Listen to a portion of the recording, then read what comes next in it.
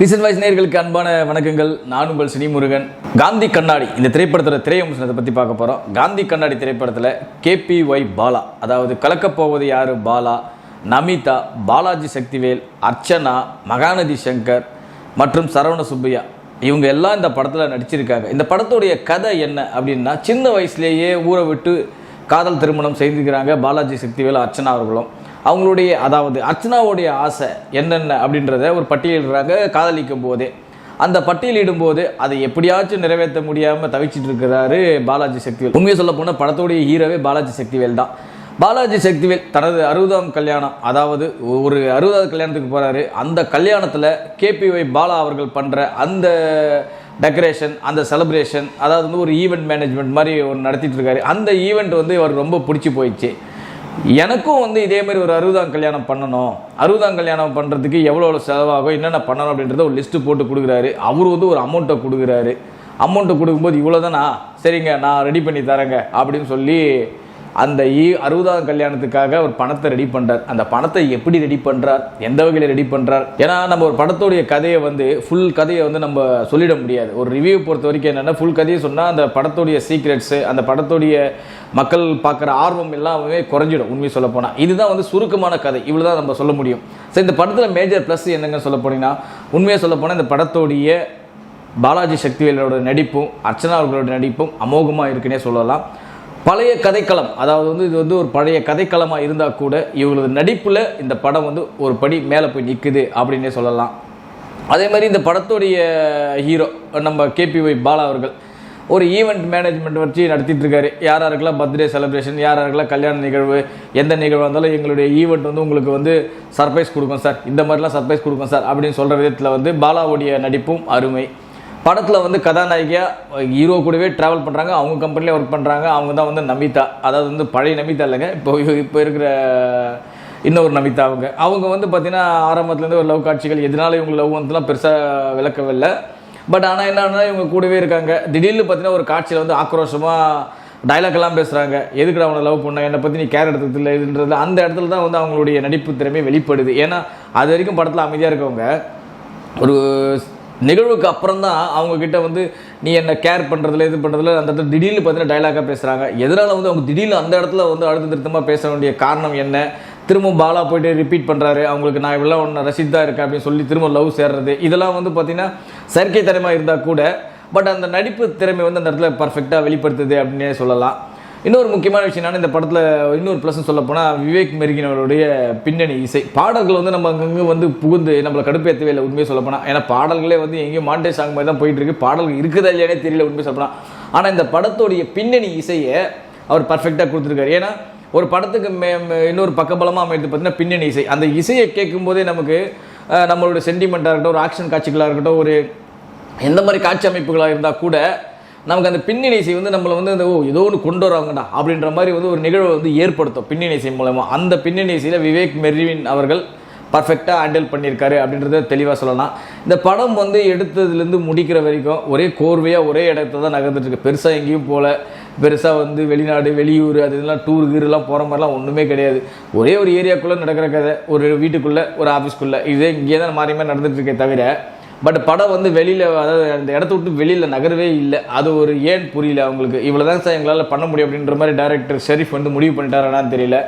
இன்னொரு விஷயம் என்னென்னா, இந்த படத்துடைய எடிட்டிங் சிவநந்தீஸ்வரன் அவர் வந்து இந்த படத்துக்கு வந்து கரெக்டாக ஏற்ற மாதிரி வந்து ரசிகர்களை வந்து அழக வைக்கிறனோ போர் அடிக்க வைக்கிறனோ நான் என்னுடைய வேலையை நான் கரெக்டாக குத்துருவோம்பா அப்படின்ற விதத்தில் அந்த படத்துடைய எடிட்டிங்கை கரெக்டாக கொடுத்துருக்கார் அப்படின்னே சொல்லலாம். முக்கியமாக பார்த்தீங்கன்னா இந்த படத்தில் வந்து பார்த்தீங்கன்னா மகாநதி சங்கராக இருக்கட்டும், ஒரு டைரக்டர் முருகானந்தமாக இருக்கட்டும், ஒரு சரவண சுப்பையா இருக்கட்டும், இவங்களாம் வந்து சின்ன சின்ன கேமியோ ஒரு சும்மா ஒரு செகண்ட் 2 செகண்டுக்கு ஒரு நிமிஷம் 2 நிமிஷம் மாதிரி ஒரு கேமியோ மாதிரி வராங்க.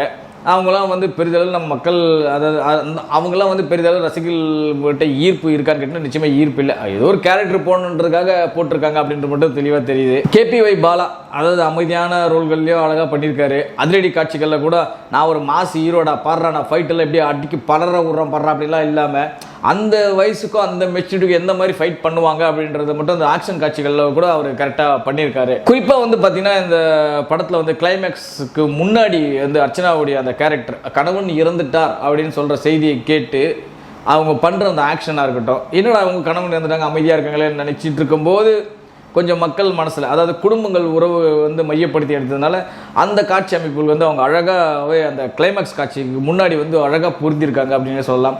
ஒட்டுமொத்தமாக பார்க்கும்போது இந்த படம் என்ன சொல்ல வருது அப்படின்னு பார்த்தீங்கன்னா, பழைய பஞ்சாங்கமாக இருந்தால் கூட சார் ஏதோ இன்றைக்கும் ரசிக்கிற மாதிரி எடுத்திருக்காங்கல்ல சார் அப்படின்ற மாதிரியும் ஏற்றுக்கொள்ளக்கூடிய மனநிலை தான் ஆடியன்ஸுக்கு மத்தியில் இருக்குது அப்படின்னே சொல்லலாம். இந்த மாதிரி பல படங்கள் பழைய கதைகள், அதாவது அரைச்ச கதைகள் அப்படின்னு சொன்னால் கூட அந்த அரைச்ச கதைகளை ஸ்க்ரீன் பிளேல எப்படி டிஃப்ரெண்ட்டாக கொடுக்க முடியும் அப்படின்றதுக்கு இந்த படமும் ஒரு உதாரணம்னு கூட சொல்லலாம். இது போன்ற படங்கள் எல்லாம், அதாவது வந்து ஓல்டேஜ் லவ் ஸ்டோரின்னு சொல்லுவாங்க, அதாவது வந்து காலம் கடந்து கணவன் மனைவி காதல் கதை அப்படின்ற மாதிரி பல படங்கள் நம்ம இங்கே உதாரணத்துக்கு பார்த்துருக்கோம். ஏன்னா பண்ணையாரும் பத்மினி திரைப்படம் கூட பார்த்துருக்கோம். காலம் கடந்த ஒரு காதல் கதையை மையப்படுத்தி தான் அந்த படமே எடுத்திருப்பாங்க. இது மாதிரி பாப்பாண்டி, தனுஷ் அவர்கள் இயக்கத்தில் வந்து பாப்பாண்டி, இது பல படங்கள் வந்து நமக்கு ரிமைண்ட் பண்ணால் கூட அந்த மாதிரி ஒரு சாயல் இல்லாமல் இது ஒரு புது விதமாக வந்து ஒரு கதையில் மட்டும் கையாண்ட விதத்தில் டைரக்டர் ஷெரீஃப் அவர்களுக்கு பாராட்டுகளை தெரிஞ்சுக்கலாம். என்னதான் இருந்தால் கூட என்ன சார் படம் வந்து இது எல்லா ஆடியன்ஸும் கவர் பண்ணுமா அப்படின்னு கேட்டிங்கன்னா நிச்சயமாக ஒரு கேள்விக்குறி தான். ஏன்னா குடும்ப உறவுகளை, குடும்பம் விஷயங்கள், கணவன் மனைவி அந்த வயசு கூட நாங்கள் லவ் பண்ணிட்டு இருக்கோம் அப்படின்னு நினைக்கிற அந்த கணவன் மனைவிமார்கள்லாம் இன்றைக்கி இருக்காங்களான்றது பெரிய கேள்விக்குறியாக இருக்குது. இன்றைக்கெலாம் என்னென்ன நடந்துட்டு இருக்குன்னு எல்லாருக்குமே தெரியும். ஸோ அந்த விதத்தில் பார்க்கும்போது உண்மையிலேயே குடும்பத்தை, கணவன் மனைவி நேசிக்கிறவங்களுக்கு இந்த படம் ரொம்பவே பிடிக்கும். அதை மட்டும் நம்ம எளிதாக சொல்லிடலாம். ஆனால் மற்றவர்களுக்கு வந்து பார்க்கும்போது என்னப்பா எடுத்து வச்சிருக்க, சும்மா வந்து எங்களை சும்மா அழுகிற மாதிரியே படம் எடுத்துக்கிட்டு எங்களை இது பண்ணிட்டு இருக்கே அப்படின்ற மாதிரி ஒரு தரப்பு யோசிக்க வைக்கும். ஒரு தரப்பு பாருங்கள், இந்த வயசுலேயும் வந்து எந்த மாதிரி வந்து ஒரு மனைவிக்காக எவ்வளோ கஷ்டப்படுற கணவன்றதை யோசிக்கிற அந்த ஆடியன்ஸும் இருக்காங்க. ஸோ இன்னமும் இருந்துட்டு தான் இருக்காங்க. ஸோ அவங்களுக்கு இந்த படம் ரொம்பவே பிடிக்கும். நிச்சயமாக சொல்லப்போனால் இந்த படத்தில் வந்து இன்னும் ஒரு பெரிய விஷயம் சொல்லப்போனால் டைலாக் வந்து நல்லாவே பண்ணியிருக்காங்க. ஒரு விதத்தில் வந்து ஒரு டைலாக் பேசுவார், சார் டெய்லியும் உங்கள் மனைவி வந்து புளி சாதம், தயிர் சாதம், லெமன் சாதம், தக்காளி சாதம் தான் கட்டி கொடுத்துட்ருக்காங்க, நீங்களும் ஃபோன் பண்ணி பாராட்டிட்டு இருக்கீங்க அப்படின்னு வந்து பாலாசக்திகள் கிட்ட வந்து கேபி பாலா சொல்லும்போது, அப்போ பாலாசக்தி ஒரு டைலாக் சொல்லுவார், ஏங்க நீங்கள் யாரோ ஒரு ஹோட்டலில் போய் சாப்பிட்றீங்க, அந்த ஹோட்டலில் ஃபுட்டு பிடிச்சா நீங்கள் எவ்வளோ டிப்ஸ் கொடுப்பீங்க அப்படின்னுவார். நான் ஒரு 5 ரூபா 10 ரூபா கொடுப்பேன் சார் அப்படின்னுவார். அப்போது யாரோ தெரியாத ஒருத்தனுக்கே நீங்கள் 5 ரூபா 10 ரூபா வந்து டிப்ஸ் கொடுக்குறீங்க, சாப்பாடு நல்லா இருக்கட்டு, நம்ம காலம் ஃபுல்லாக நமக்காக அவ்வளோ கஷ்டப்பட்டு இருக்காங்க, ஏன் டெய்லி சொல்கிறது என்ன தப்புன்னு பாருங்க. இந்த மாதிரி டைலாக்லாம் வந்து உண்மையிலேயே கணவன் மனைவிக்கு ரொம்ப பொருத்தமான ஒரு விஷயம் தான். என்னதான் வந்து கணவன் வேலைக்கு போனால் கூட அந்த மனைவி வந்து சாப்பாடு கட்டி கொடுத்து அந்த சாப்பாடு நல்லா இருக்குமேன்னு யோசிச்சு தான் கட்டி கொடுப்பாங்க. ஏதோ ஒரு சாப்பாடு கட்டி கொடுக்குன்னு எந்த மனைவியும் கட்டி கொடுக்க மாட்டாங்கல்ல. ஸோ இந்த மாதிரி விஷயங்கள்லாம் வந்து இது போன்ற விஷயங்கள்லாம் உண்மையிலே படத்துக்கு வந்து ஒரு பெரிய ப்ளஸ்ஸாகவே இருக்குது. ஏன்னா நம்ம பார்க்கும்போது நிறைய ஃபேமிலி க்ரௌட்லாம் வந்திருந்தாங்க. நேற்று வந்து இந்த படத்துக்கு உண்டான ஸ்பெஷல் ப்ரீமியர் போட்டிருந்தாங்க.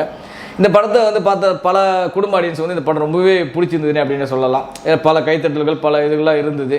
மொத்தத்தில் இந்த படம் எப்படி இருக்குது அப்படின்னு கேட்டிங்கன்னா, பழைய பஞ்சாங்கமாக இருந்தால் கூட இன்றைக்கி காலகட்டத்தில் ரசிகர்கள் ஏற்றுக்கொள்ளக்கூடிய அளவுக்கு, ரசிகர்களை விட குடும்ப ரசிகர்கள் ஏற்றுக்கொள்ளக்கூடிய அளவுக்கு எடுத்துருக்கிறதுல பெரிய ப்ளஸ் அப்படின்னே சொல்லலாம். ஆனால் இந்த அளவுக்கு வந்து ஒரு நல்ல ஒரு நீட்டாக கொடுத்தவங்க கிளைமேக்ஸ் காட்சிகளில் மட்டும் ஏன் வந்து அர்ச்சனா அவர்கள் வந்து தனது பிள்ளையாக நினச்சிட்டு இருக்கோம் உங்களை தான் வந்து கேபி பாலாகிட்ட சொல்லும்போது, கணவன் இறந்த பிறகு வந்து ஏன் அந்த பிள்ளையை தத்தெடுத்து வளர்க்கணும் அப்படின்ற மாதிரி ஆசைப்படாமல் எங்கேயோ ஒரு மூலையில் போயிட்டு இறக்குற மாதிரி காட்சி அமைப்பு வச்சது ஏன்னு தெரியல. சம்மந்தமே இல்லாமல் ஒரு கிளைமேக்ஸ் ஒரு பையன் வர, அந்த பையனை நம்ம அடாப்ட் பண்ணிக்கலாமான்னு கேட்குறது, இதில் எங்கே எப்போ இவர் வந்து குழந்தைங்களை காப்பாற்ற ஆரம்பித்தார், எப்போ இவர் இது மாதிரி பண்ணார், எதுவுமே வந்து ஒரு டீட்டெயிலெலாம் கிடையாது. படத்தில் சில விஷயங்கள் டீட்டெயில்டு மிஸ் ஆகியிருந்தால் கூட சென்டிமெண்ட் பார்க்குறோம்பா, சென்டிமெண்ட் படங்கள் நான் விரும்பி பார்ப்போம்பா, குடும்ப கதைகள் நான் விரும்பி பார்ப்போம்பா, இவங்களுக்கு கூட இந்த படம் ரொம்பவே பிடிக்குங்க. அதில் எந்த மாற்று கருத்தும் இல்லை.